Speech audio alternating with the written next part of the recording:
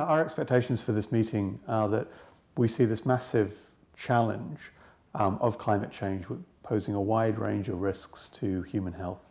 And one of the first barriers that we run up against when we're dealing with this is that we don't do enough about getting the health people to work with the climate people to use the massive amount of information they have at their disposal in order to produce risk maps for diseases and to produce early warning systems and to target our interventions.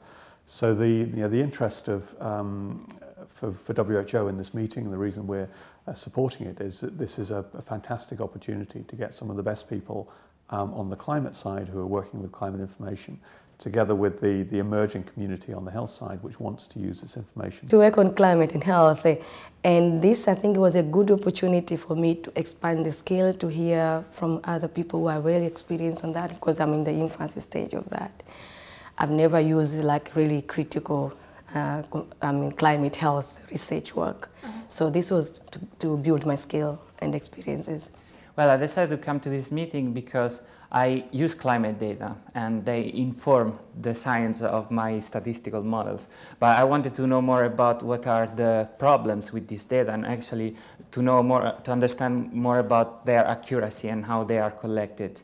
And so, for example, knowing that there is a declining in weather stations in Africa, it's very important because most of my applications are based in African settings. I believe that there's a huge need for medical practitioners and not just public health experts to know more about the impact of climate on health. Yeah, I hope to translate the information that I've learned here into my summer research project, which I'm completing between my first and second year of medical school. I want to talk to some dust experts because in the Caribbean we get quite a lot of effects of dust, especially during the hurricane season. And that's not just for the climate itself, but also for its impacts on the population in terms of breathing and air quality. It has been like really interesting for me because I had been learning that there are other teams, other people doing the same kind of work that we are doing for dengue or Zika, but for flu, for example, with models that are really, really advanced.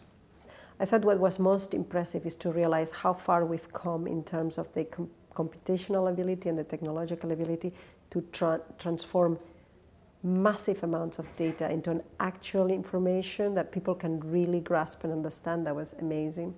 And what was also very interesting were things much smaller. For instance, how a small intervention as small as painting the top of or changing the top of the hospital, the color of the roof of the hospital, and moving the child, the mother and child, the neonatal unit to the first floor, save lives because in a hospital without air conditioning. What I was surprised by at the conference was the richness and diversity of climate and health research work that's actually going on right now. I wasn't aware of it on the international scale, and it's really impressive and encouraging to see the work that's being done around the world. This was a very important meeting where you meet experts both for climate and health research, and the whole meaning to this is to be able to coordinate and link up with other scientists in the world so that we can have a real viable community of practitioners in the area. This is a new community. It's bringing together the health community with the climate community. I'm fairly familiar with the climate community, but bringing them together is very exciting.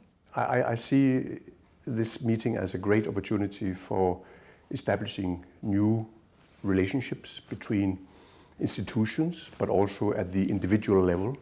So I'm meeting new people with common interests, and I find that very rewarding and really worthwhile traveling all the way from Denmark to here, attending the meeting. I think this is fantastic to have that chance.